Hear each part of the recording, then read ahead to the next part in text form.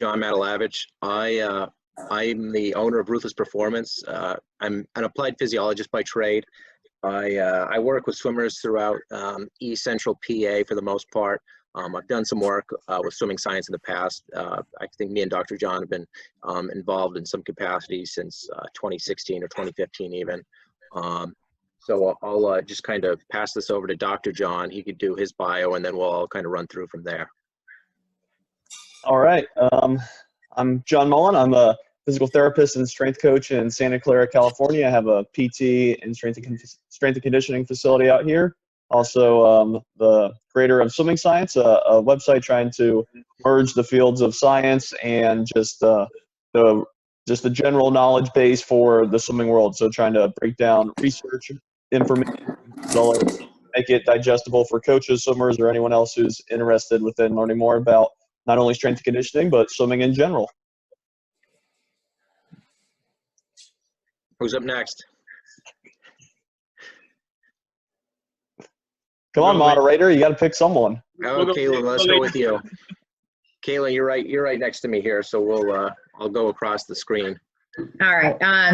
My name is Katlyn Haycock, and I'm a strength and conditioning coach at the University of Michigan. And for the first 8 years I was here, I worked with the swimming and diving program.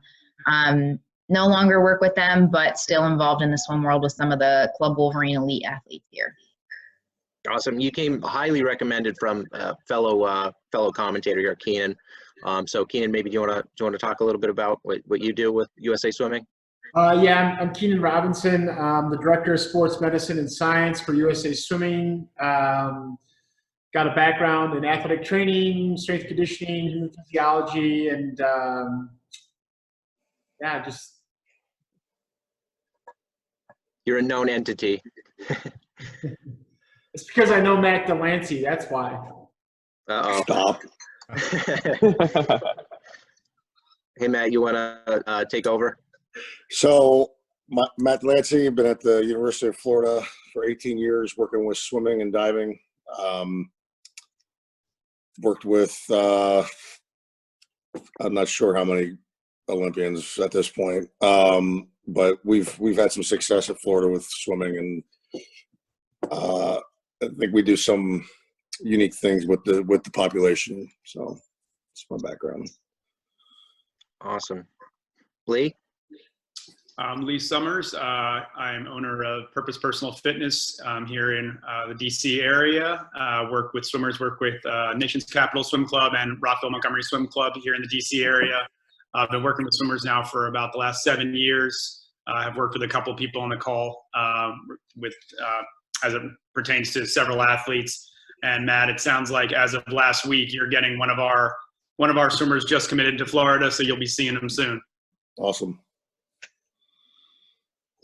I first met Lee probably early last year, actually, after hearing a podcast that he was on, and because of our proximity to each other, he was just a couple hours away. I was quick to shadow him, and he happily obliged.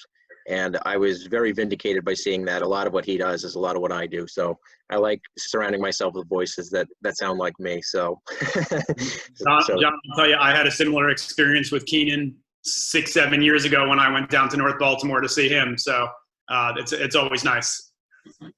Awesome. And then our last representative is here from University of Virginia. June, you want to talk about yourself a little bit?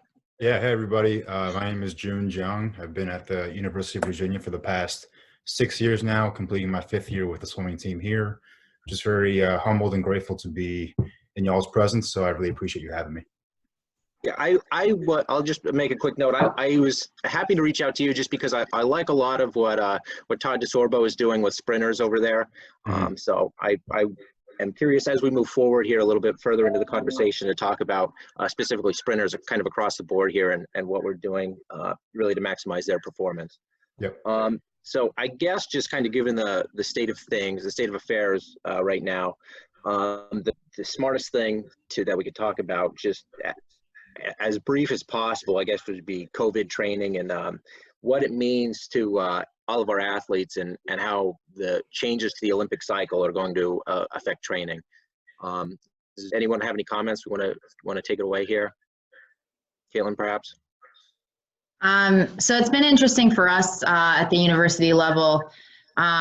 With the student athletes, we've got a variety of individuals who have nothing available to them in terms of equipment, and then we have quite a few who have either home gyms or partial gyms, or were able to take some, snag some equipment. We had a couple who were able to go to a CrossFit gym and borrow some. So a pretty wide range. So it's actually been fun on my part to be able to individualize it to them a little bit more.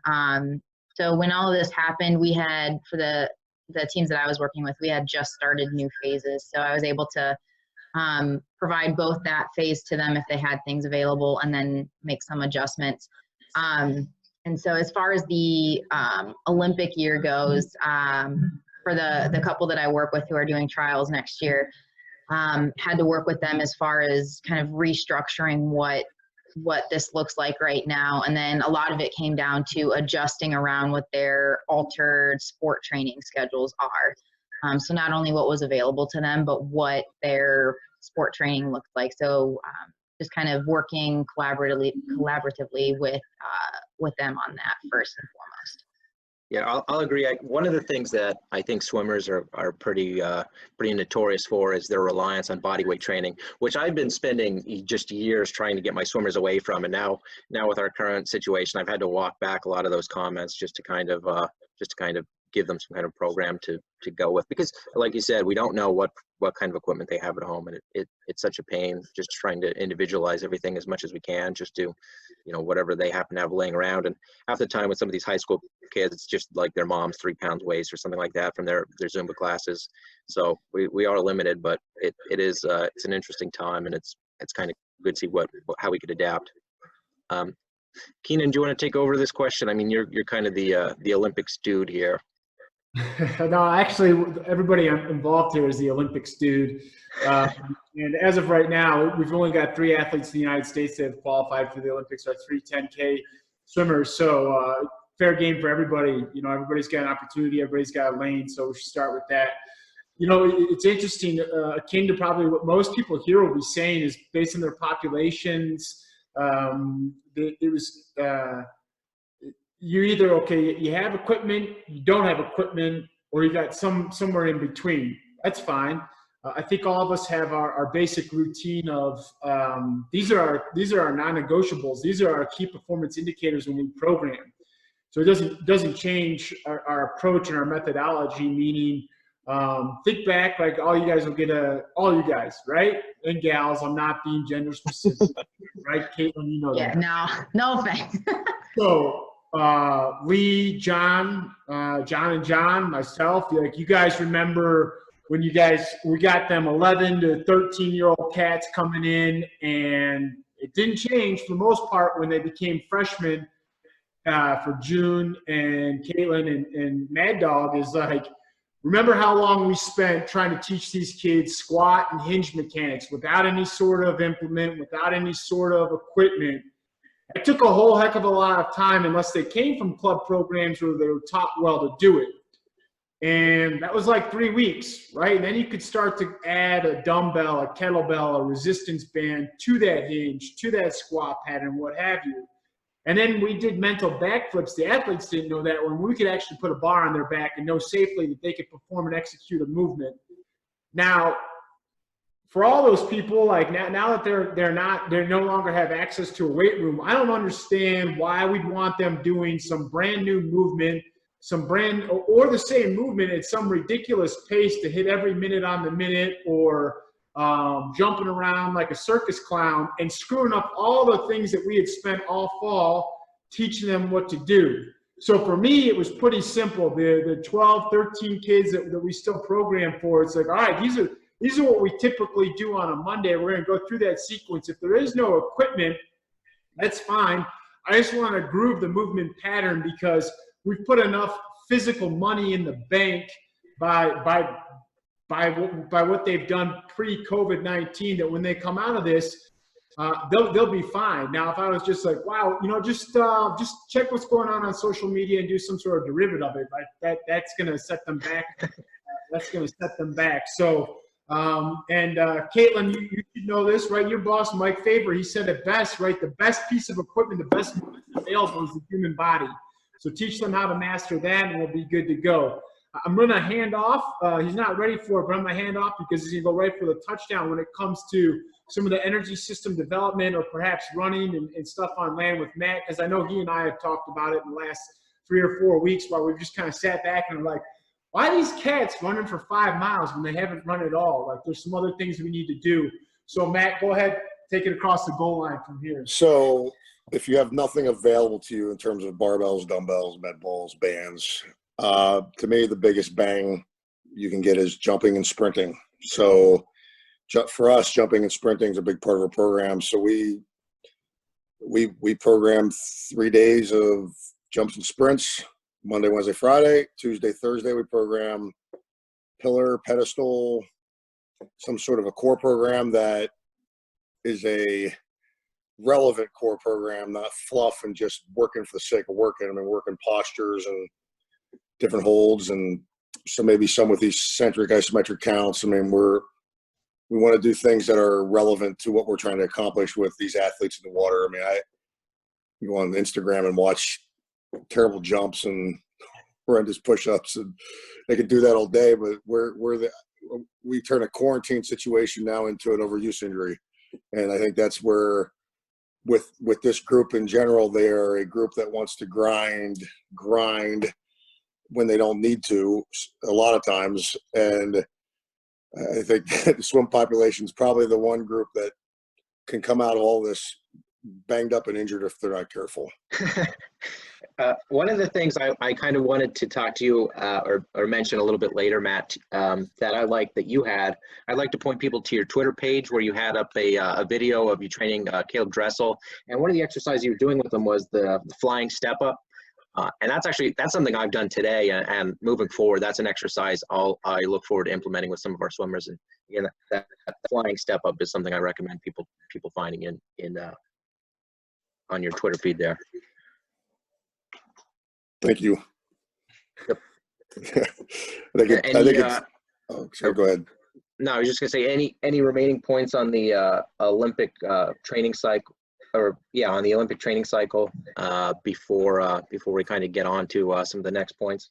I just want to hammer home something that Matt was kind of alluding to there, which is I'm finding a lot of swimmers from 10 all the way up through college age who kind of feel like I'm not getting my conditioning, I'm getting out of shape, and so I need to go for an 8-mile run. I need to go for a 10-mile run. And these guys are doing 2-hour practices sometimes twice a day.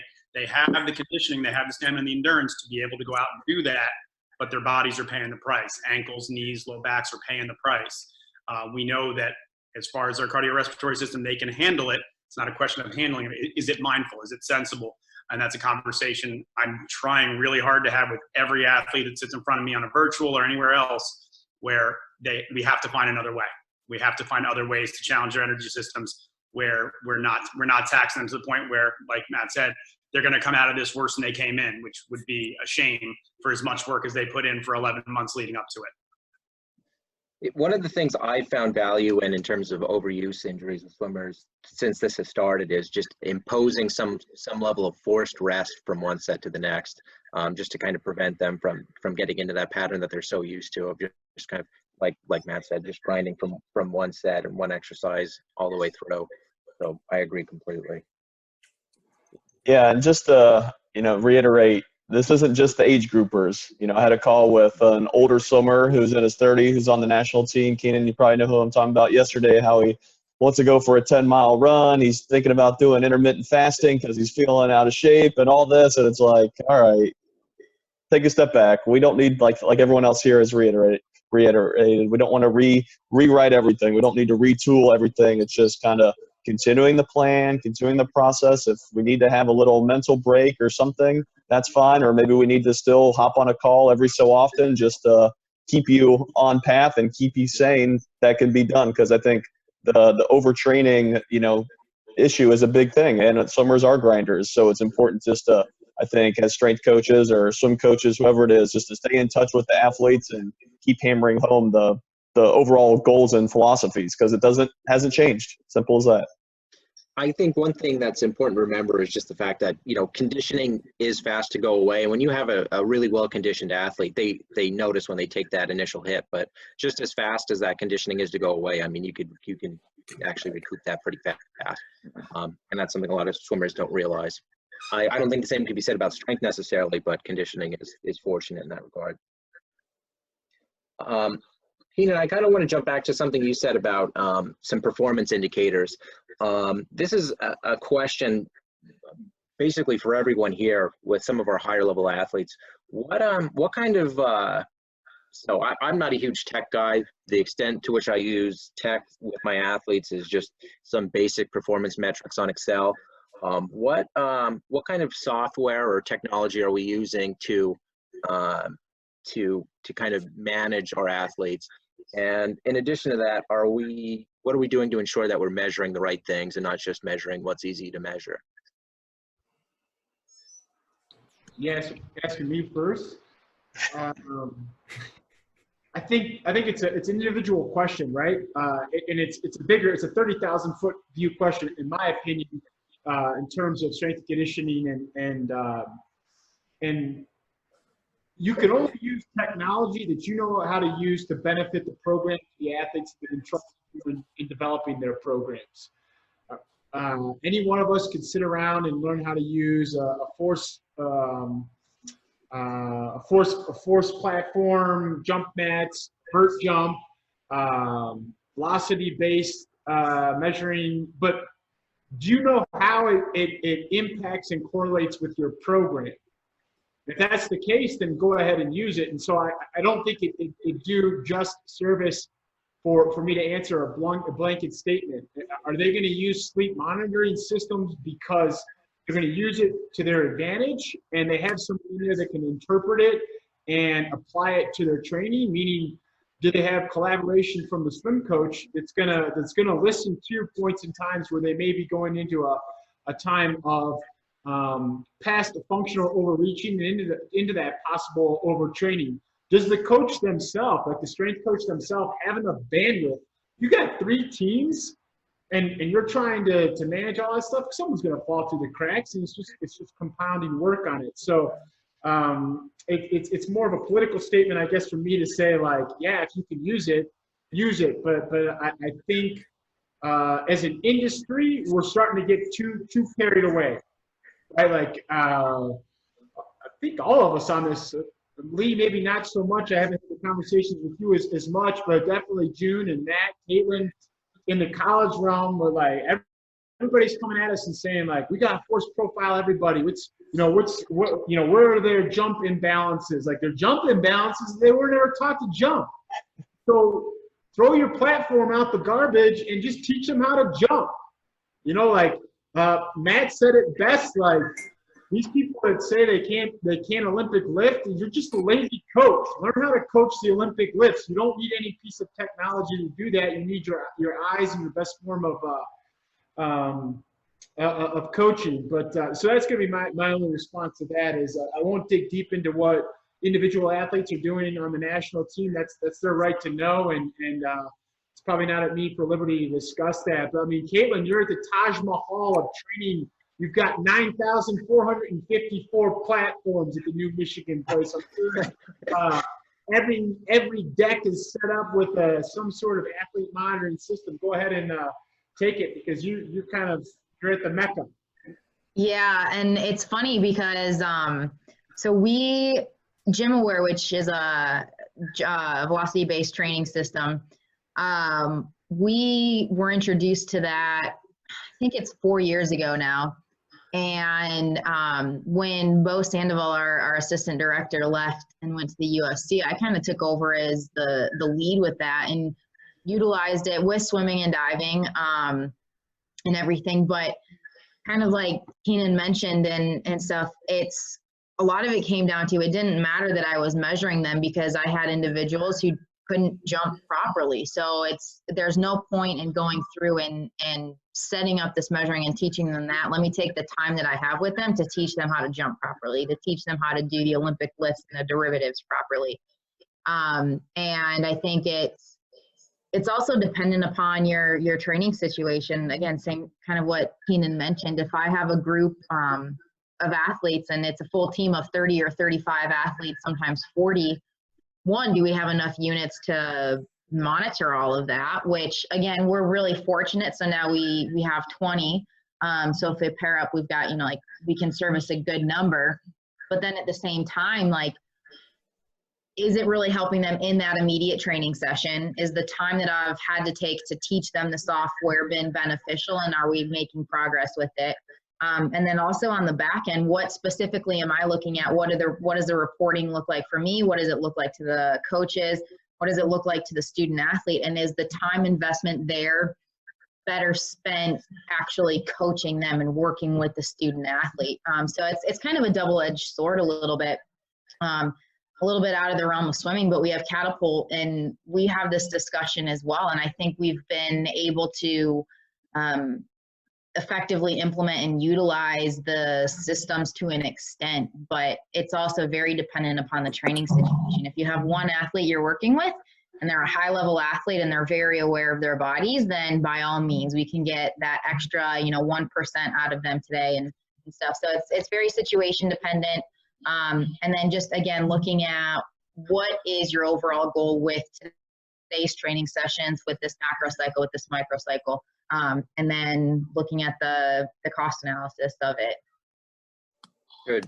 There's too much agreement going on here. I'd like to see a little bit more sparks flying, but I think it's time that we're all on the same page.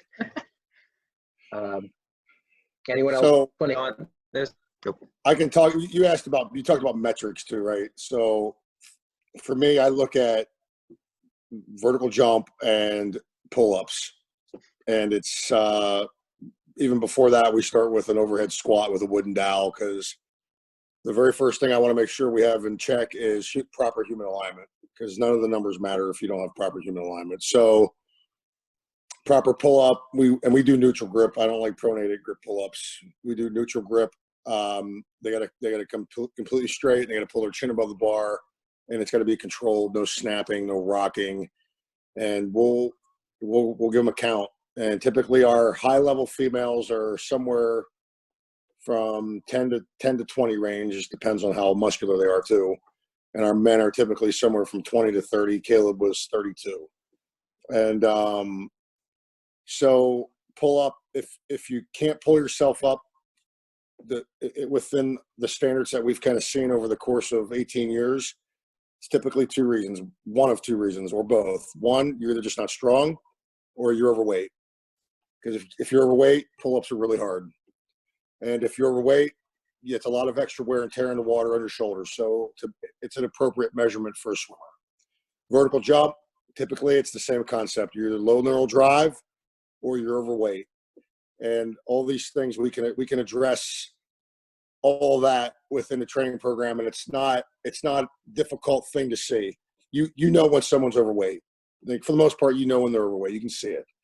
And your coaches will also let you know about it, because they, as you know, you work with swim coaches, they will let you know about it as well. So for me, metrics are kept easy, and maybe easy is the wrong word, but manageable, because sometimes you get too many metrics. Now it's paralysis by analysis, and at some point you just got to train. I'd like to turn this over to June, if I can. I know I've heard an interview with the head coach there, Todd, who Todd DeSorbo, one of the metrics that he liked is also the vertical jump. Is that something that you work with the swimmers on over there, June? Yeah, so Todd's big premise is strength. He loves that. He loves what we do, and he sees the value that we bring to the sport, or all sports in general. But so they test their vert jumps on a jump mat at the pool, actually. Due to some resources on our end, we thought it would be best that he would do that at the pool, and he sends me those numbers periodically. All he wants me to focus on is getting them as strong as possible and as powerful as possible, and that's pretty much all the parameters he gives me. The first years, I will say, though, they're just on a very base program for the whole first year, not worrying about bar speed or anything like that, just making sure those movement patterns are ingrained. And then I will say, though, that we have used Tendo units as a way to measure bar speed with upperclassmen. Pretty easy to set up and demonstrate how to use, so they buy into it right away because it gives them a solid number to shoot for. If I say, hey guys, I want 0.7 meters per second and I want that to pop up on the screen, they go for it. And I think subconsciously they kind of gear their body towards, okay, I got to push really hard because I got to get that number.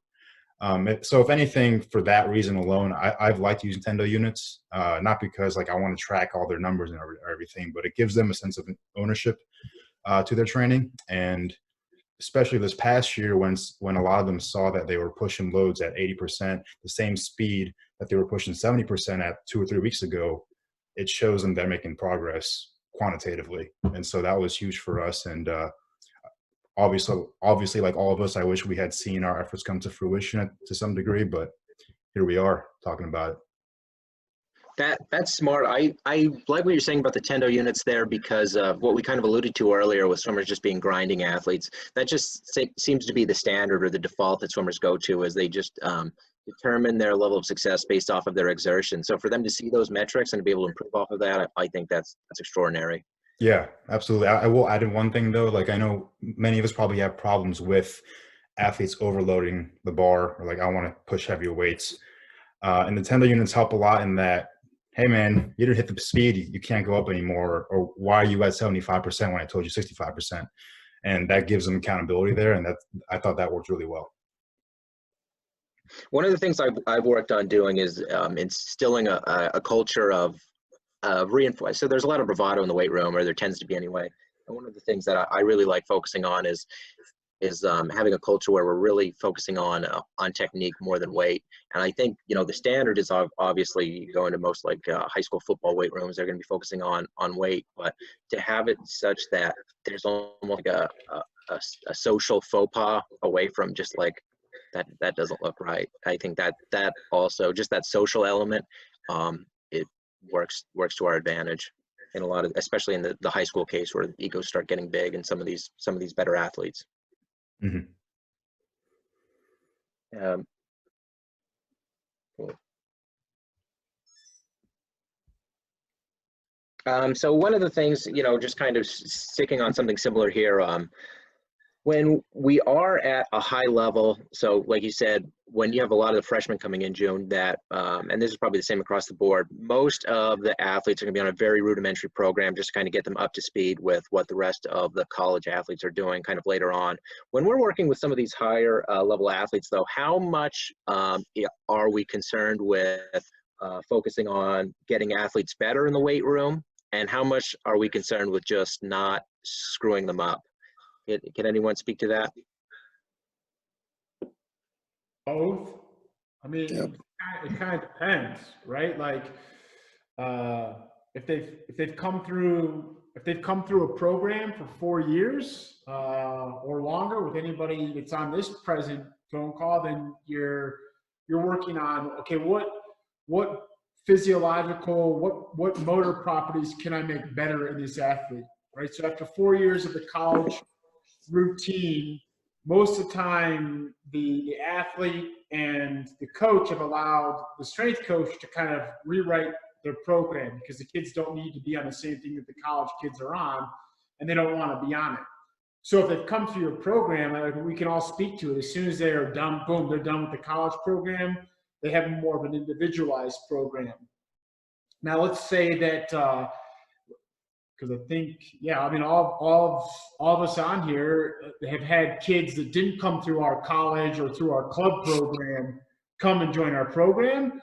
I mean, it's different, right? So if an athlete, these are good examples, if an athlete came from Florida, like all I have to do is watch the kid, never seen Matt work with an athlete before, knew his resume spoke for itself, but the first time this kid walks into the weight room, you knew that they can lift. They know what to do. They didn't like to do it, and heaven forbid you actually kind of push them over a limit. Then they get upset. But they knew how to lift. That's not the case for everybody. So all of us have our own benchmarks. To Matt, like, I've got vertical strength indexes that I want every female and I want every male to hit. And you don't progress to anything pressing upper body or weighted vertical pulling until you can reach these body weight standards. There's a certain way I want you to look on a front squat. There's a certain way I want you to look on a back squat. And until you do that, we don't load you up. There's a certain way I want you to hinge. And each of us probably, some of us go from floor up, some of us probably go from down to floor. Regardless of what it is, we have our criteria that you can hit. And it's a non-negotiable. So yeah, you have come to us and you're either on the national team or you've made an international event, or maybe you're really talented and you've made the Olympic Games. Maybe you're super talented and you're in the top 1 percentile and you've made the Olympic Games and come home with individual hardware. That's great. I want to keep you there. You're going to succeed in the 200 butterfly. You're not going to succeed because all of a sudden I could take you from cleaning with just the bar to cleaning 100 kilograms. I ain't gonna make it can set you back. So I have my criteria to kind of walk you through. This is what I want you to do. I think it goes back to those of us that are that have worked in the college realms. Like if they come from lean, yeah, they're going to be a different program as a freshman than if they come from not lean down the road, right? Like it's just known. Or they may come from not lean down the road and they can squat sneaks to cheeks unbelievably, but they can't move in the water. They can't finish a threshold set. So now their curriculum changes differently in the weight room because physically they're pretty much done products. And physically they're going to start to break down because swimming just got real and swimming became the priority, not weightlifting. So that's probably like a good way, like just a way that I look at it. Yeah, both. Like if they've come through a legit system, then we're probably adding qualities to it. If they haven't come from the system that we're familiar with, then we're worried about not screwing them up. Makes a lot of sense. Anyone else here? Lee, maybe like you could speak to that. That now impacts it at the club level, right? Like Nation's Capital is the best club in America. Boom, hands down. So everybody that lives on the Beltway and people from all over the world are probably flying in to join the program. You probably have a set of criteria of like, even though they're in your senior group, but they just joined your senior group or didn't come through your kind of developmental program, what that looks like. Sure. I mean, if you think of swimmers along a big, wide spectrum, you've got ones that are just really good movers and ones that aren't in general. Can we improve upon those things? Absolutely.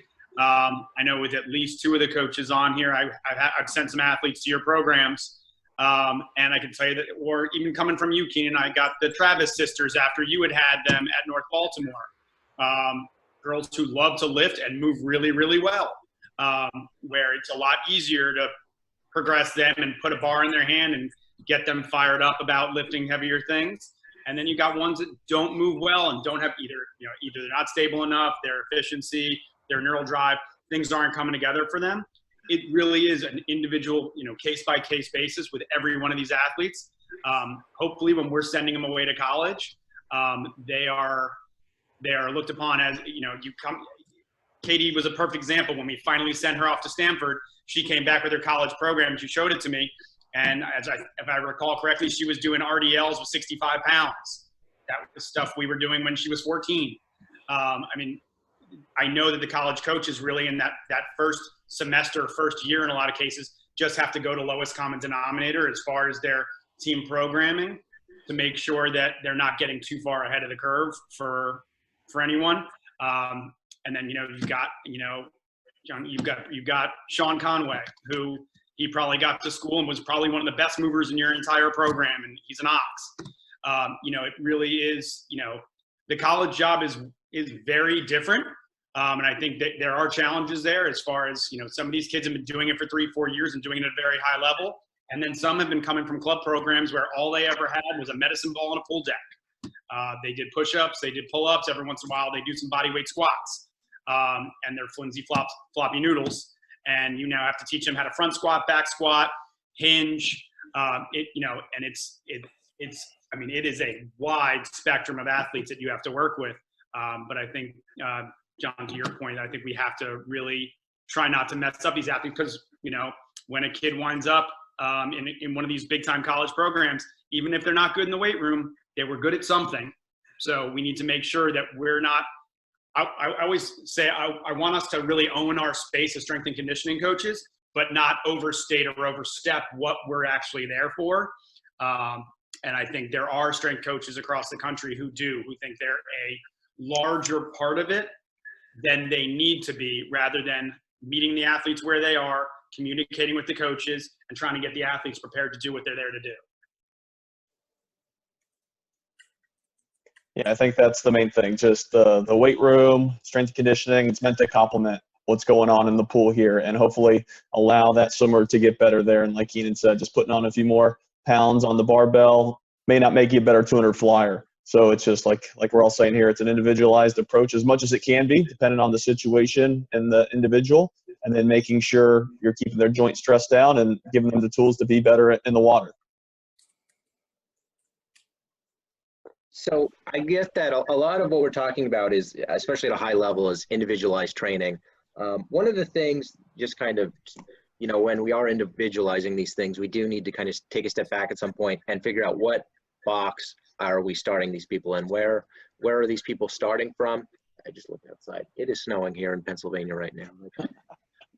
But we're just looking at where these people are starting from. But how do you put them in a box as a short distance swimmer? Do you put them in a box as a long distance swimmer, as a breaststroker? So when I get an athlete come and start talking to me, they're quick to say that they need to advance in a certain event, or they need to, I need to get better at the 1,000 or whatever the case might be. But where do you folks start when you start working with athletes? What are the baseline criteria for where you start these people? Well, for me, it's the three metrics I talked about earlier: overhead squat assessment, vertical jump, and a pull-up. And then it's a conversation with the coach as well. So we had Bobby Fink in our program. I don't know if you guys paid attention to Bobby this year. He broke the NCAA record in the mile at the SEC meet by like 10 seconds. I mean, we've trained that guy very similar to what I did with Caleb the first couple of years. Caleb had no weight room background coming to college, and he needed to get stronger. Bobby Fink was in the same category in terms of strength levels. They were awful. So for Bob has learned to love the weight room as a miler, as a distance swimmer, right? So I think that I don't want to put any athlete in a distance, middle distance, or sprint box. Is what do they need currently to move them into the next level of their career? So for some people that could be strengths, for some people it could be correctives, and we've had those athletes as well. They come in, they've had an aggressive high school weightlifting program, and maybe it's dialing back a little bit and just getting them in better alignment. So I think it depends. You do your first couple assessments, and then it's a conversation with the coach, conversation with the athlete, and then you put your best foot forward. Good. Anyone have anything to add to that? I think just going back to assessments, I think I'm hitting on even at the high school and even middle school level. I'm doing a lot of the same stuff you guys are doing. I'm also looking at plank duration, like for time, like just looking at, can they hold body positions over long periods of time, especially with our distance athletes? Can they hold a side plank? What do the ratios look like? Side plank versus front plank, push up, pull up, and a lot of, vertical jump, both counter movement and non-counter movement, just to kind of get a really good feel for what type of athlete they are. And then maybe there's little buckets that you're putting them in, but when you're dealing with 20, 25, 30 at a time, in my world, you're just trying to make them better athletes. You're trying to make them stronger. You're trying to make them more stable.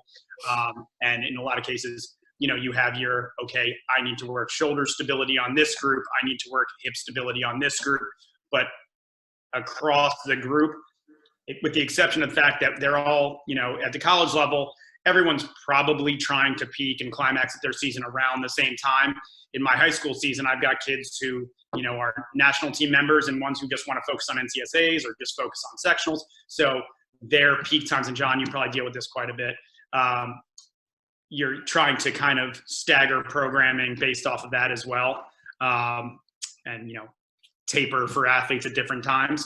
But that's kind of how I'm grouping them as far as their programming within the team. I don't get to do a ton of individualized. I get some small groups where it gets more specific. Like I have a group of 2 times a week breaststrokers who I get a little bit more specific with what they're doing, stroke specific and power specific. But for the most part, we're just trying to make them better athletes, especially at the high school and middle school level.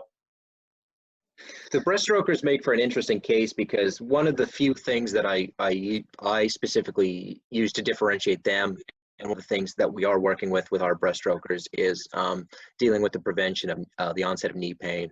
And we do a lot more hamstring work with them than we do with other groups. So in the beginning of practice, we'll give some of our athletes, special correctives, and they're just kind of assigned to a different group. And one of the groups is basically just a breaststroke group. And what they do ranges from, Swiss ball hamstring curls, isometric hamstring curls, all matter of hamstring curls, because, you don't see too much knee issues in people that have strong hamstrings, especially at that high school level. So one of the things that I definitely wanted to get in here while we still have time, and this might go on for some length of time, is, we are all close enough to the swimming world, but still somewhat removed. What do we think swimming coaches are doing wrong? So, swimming coaches from their own perspective, they're kind of in their own group and they're in their own head to a certain degree. Coming from a more of a scientific background, or, a lot of us coming through with Masters of Sciences and ex-phys, these kind of things. What do we see in the swimming world that some swimming coaches tend to be oblivious to? Let me put it in a positive spin. The last 2 years, we've had total control of our dryland program at Florida, where with the coach in the past, we had zero control on that dryland piece. And there was a lot of distance running. There was hour-long push-ups, body weight squat, pull-up sessions that were just, they were just working for the sake of working. And we cut from the fall of 17 to the fall of 18, we cut a total, this is going to sound ridiculous, Keenan, we've talked about this. We cut a total of 32 hours over the course of the fall from our dryland program. And we had 75% less illnesses that fall. We had healthier athletes when we tapered, and we followed the same process this past year, and everybody, for the most part, got better. And I was cut short, but we had some American records fall at the SEC meet with kids, and it's some of the lowest amount of volume we've ever had in dryland. To me, let me sum it up as this. I think in swimming, everybody thinks about rest at the end of the year, right? Oh, we're going to rest as hard as we've worked. But I think the fear for most swim coaches is resting when you're in the middle of a hard cycle, and maybe give a kid a Friday off. Give them the Saturday off. Let them go to a tailgate. Like, take care of the mental piece in the process of working so that their taper counts more at the end. I think that's probably where most swim coaches are missing the boat. But we've had some of our best swim performances after blizzards and snow days, so I would agree with that completely. Totally believe it. I know, see, some of us in the private sector, this is a little bit of an easier question than people where someone else is signing your paychecks in the college sector. But I am curious to hear what everyone has to say about this across the board. Sure, John, as someone who is in the private sector, I think one of the biggest obstacles, and thankfully not with the teams that I have under contract and I'm working with, but I see it across several clubs and several teams and sites, is there's not enough communication between the strength and conditioning coaches and the swim coaches. And there needs to be. We need to know what they're seeing. They should want to know what we're working on and why we're working on it. I think that's all really important stuff. And I think there's either sometimes pride gets in the way, or maybe it's too much effort. I don't know. But I think that's a really important piece of the puzzle, is understanding what they're doing and why they're doing it. And on our end, understanding what's this week going to look like in the water. what's this month going to look like in the water? Which athlete is focusing on what's the upcoming schedule look like? And, you know, I feel like at the college level, you guys probably have a much, you know, you're there on campus. You've got an open door, hopefully with the coaches. You might even be on pool deck from time to time. So you're seeing it, you're getting a really good understanding of it versus in my world or your world, John, you know, we're in the gym. And so unless we're scheduling a meeting or scheduling a call with our coaches, and they're really being open with the information and with what they're seeing, it makes our job a little harder. And it also, you know, I feel like that the open lines of communication that I have with like a Bruce Gemmell, for instance, is invaluable to me because I know what he's looking for. He has full confidence in what I'm doing, and what we're doing with the athletes holistically, as opposed to, okay, they're going off to do their dry land with some guy over here and they come in and they do the swim practice, which I do see with some of my athletes that I get privately from some of the other clubs in the area. Kind of to play off the communication and understanding point, I think one of the not necessarily a challenge, but just something that we had to work on as a full sport coaching staff here was the want to make dry land be very similar to what was going on in the water, when actually what we needed to do is if they were going through a threshold development period where we had 4 weeks of high volume red work, I needed to take things down in the weight room. And so having the communication piece to know, again, what they're doing in the water, but then the coaches understanding it may appear to be a decrease in volume in the weight room, but that's because you have such a high increase in load and intensity in the pool. Now's the time for me to focus and hone in maybe on some more of the details and the mechanics, because if we burn the candle at both ends, it's going to burn out faster, right? And so, so understanding what they were doing in the pool and communicating to the coaches, what I'm doing in the weight room in terms of volumes and intensities is not going to look like what's going on in the pool. Because again, going back to what, you know, one of the comments John made at the very beginning of this was, we're here to complement the training that they're doing in the pool. And if I'm trying to get X amount out of them in the weight room, and then the coaches are trying to get just as much, if not more, out of them in the pool, at some point those athletes are going to break down, whether it's a high school level or whether it is a collegiate level. And when you get to the collegiate level, then you've got everything else that goes into studies and social life that you have to factor in and consider as well.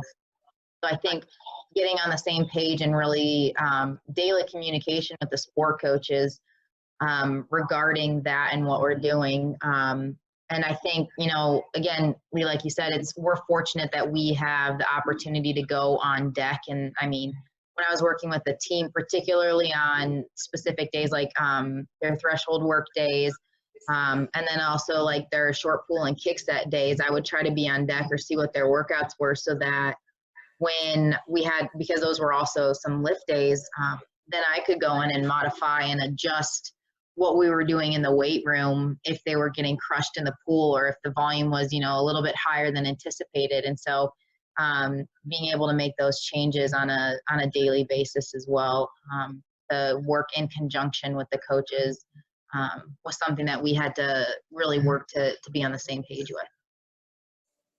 That's really well put. I did want to chime in there a little bit. Well, I've worked with 2 programs here, and I've had no control over their dry land in either program, which is fine. I think communication then becomes especially important, because now you have 2 different entities working towards the same goal. Obviously, we want success, but when you have 2 entities going at the same rate, you may see improvement, but there's also increased risk for injury or burnout, et cetera. So with that proactive communication, that's something that I want to improve on as well with the swim coaches. And my personal case here is I'm not able to go on deck or observe practice or dry land as much, just due to my other responsibilities here at Virginia. So it makes it hard for me to see what the athletes are feeling and doing at the pool. So that communication piece becomes vitally important. And I remember sometimes in the previous regime, they'd go on long distance runs and then they'd come in and I would have heavy squats planned for them, and I can't do that anymore, you know? So I'm sure you guys know what I'm talking about. And so that communication piece, I think, is a big takeaway from this whole question. Dr. John, one of the things I kind of wanted to bring you in on this for is something that Matt had brought up earlier, the idea that, you know, some swim coaches are interested in, you know, for lack of a better word, just CrossFit exercise. They see these things and they think it's, you know, functional for swimmers. And I know you had a pretty good article series on swimming science about why CrossFit isn't the best idea for swimmers. Yeah, I think it just reiterates a few things that people have already talked about. You know, one, you know, what we're doing in dry land isn't going to replace swimming. You know, you could try to do the exact same patterns or try to have some undulation like in dolphin kick, but it's not going to be anywhere close. So I think it's just hazardous and going to increase one's risk of injury to do that.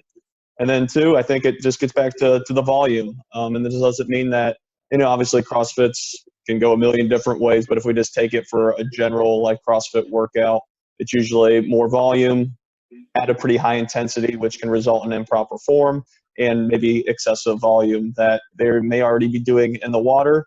And then you put on top of it the wrong form, you're only asking for an injury. So it's one where you just have to look at the risk benefit. And once again, is it complementing what you're doing in the pool? We'll have, you know, we had a team here that wanted to do more CrossFit style training and they wanted to load up with weights and this and, all right, show me a single, I mean, they can't do a single M squat. They can't do this. They can't do that. It's, you know, why are we going to just throw gas on this slow burning fire with a high schooler so they can't be an absolute fire full of injuries, even if they have great cuts. We all know great swimmers that are poor in the weight room, which is fine. You can build them up and just be patient over time with them.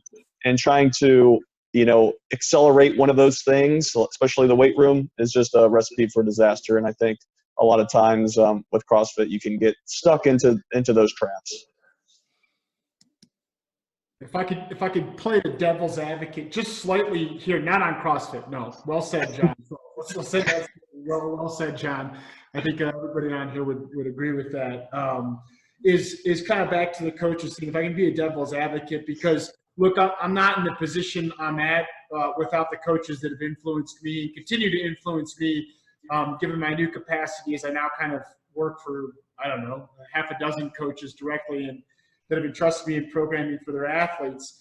And so I would say it's a I don't know how we want to say it, like a cultural thing within the sport, right? So strength training in dry land, when I first started, and definitely Matt, when you first started, right? Like, so 15 plus years ago, was what those coaches had experienced as swimmers and what they had experienced just being around the game. So if they come from other clubs and other college stops, it's what they had picked up along the way. And into their defense, up until probably the last quad and a half, they just, if they were at an NC2 institution, it was a 2 to at best 3-year revolving door where they would get assigned a new strength coach. And it was lots of times an intern or a GA from the revenue sports. And so they had, you know, once bitten, twice shy. They had a lot of their athletes injured or had, you know, underperformed because they were overtrained by the combination of both the swimming and the strength. Well, I'm here to tell you now, like, I'm so lucky because I get to go on sabbaticals. I get to go and hang out for a whole week to watch what Matt does. I'm not going to buy the $49.95 Matt DeLancey program. I want to see how he does it because I got videos right here. He wants to, like, people say like, oh, he doesn't teach Bobby Fink that. I was there when Bobby Fink was a freshman in the fall and he couldn't get his elbows through. And how does Matt talk to this guy as compared to Maxine Rooney, who was there at the time, who could move like just, he had the juice, he could move, right? So I think to defend the coaches, there's that, right? And then coaches that were assistant coaches at super successful programs. And they just assumed like whatever they did in the strength and dryland realm, that's why they won. You know, they didn't have, you know, top to bottom, they had only 3 kids that would be considered average swimmers, right? Top to bottom, they were good. So they're just going to take that and try to apply it to their new college situation because that's what worked. And they haven't been exposed to it. So I think to defend them, what we've done better now is like we have better intentioned coaches at the NC2A level with like, they really want to help the swim programs out. They're not looking at like, all right, just buying my time until the College Strength Coaches Association annual conferences and I can become the third assistant on football. Like they want to actually impact the athletes. And I think that's starting to resonate, and they're starting to see that. So to defend them from there, but I also think what's happening is more and more of the swim coaches are hearing like June's picking up the phone and calling Nate down at NC State. June's shooting an email to Katlyn and saying what's going on at Michigan, because like in any sport, right? It's all the ebbs and flows, right? Everybody wants to know what Caleb's doing. Matt worked with a pretty damn good male swimmer before Caleb got there too, right? Right? Oh yeah, Brian Lockheed, right? Two different organisms, but they both were studs, right? And so now like they want to hear the same thing. And so I think swim coaches are like understanding, man, like we're talking. We're not the football community. We're not the basketball community, which thinks like if Matt knows what I'm doing, like perfect example. If Matt knows what I'm doing, and I know what Matt's doing, it's still going to come down to Ryan and Michael getting in lane 4, lane 5, and they're going to figure it out. Not what Matt and I do. And we're happy to show each other whatever we do. You know, I had the opportunity to take on someone that has, although a different gender, but a very same event profile that Caleb has. Ask Matt. Many times I've called him, texted him, and been like, hey, what do you do to express this motor potential? What do you do to express this part of the swim, the start, the walls, the turns? He's going to share it with me. I guess maybe because they're different genders. No, I think Matt knows, like, whatever. If it makes our country better, good. We want it next year in Tokyo. We want to hear our national anthem and no other country's national anthem. Sorry, Katlyn, but I don't want to hear Canadians' national anthem. So I think if I just kind of play devil's advocate. That's awesome. One thing I kind of to talk about while I still had some time here, a little bit of a tangent, but one of the things I've had a tremendous amount of success with is land-based warm-ups next to the pool. So these come in handy not only during just regular practice or whatever, but also in busy pools, state meets, big meets, things like that, where you can't swim as nice as you'd like, even if you want to, because you're grabbing feet and you're kicking heads. So has anyone else had success with programming any kind of land-based warm-up next to the pool, either before meets or before practice?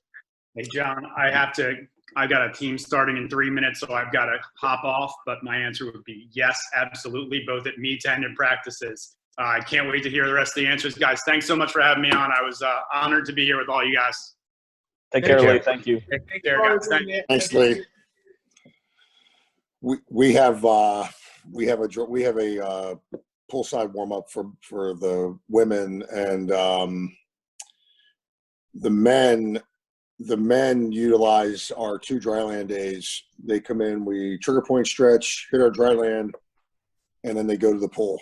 So there are some definite benefits to doing something dryland and going to the water right after. So we have something we do on meet day too. So I mean, we have a little dynamic. I call it our athletic series for the swimmers. It's nothing more than like forward skipping, backward skipping, karaoke, shuffle, things like that, where us dryland athletes take it for granted. But then you watch a swimmer try to do karaoke and then trip and fall and scrape themselves up on the turf. That's common occurrence. I'm sorry to say, but so the answer to the question, yeah, I think there's big benefit to that. Awesome. Anyone else on this before we get some closing comments here? Again, I'm going to be the outlier, but I don't care. Like, y'all been to NC2As? If you work at the club setting, you've been to zones? If you've been to an international competition? Look, eventually they're going to have to get ready to swim with a lot of people in their lane. If you go to an international competition, it's just like driving. Cats swim on the other side of the pool. So I'm kind of, and again, I'm going to say it's probably attributed to the coaches swim coaches that I grew up working with, in that, like, the path's not going to always be clear. At some point in time, there's going to be some adversity. So if they go to their first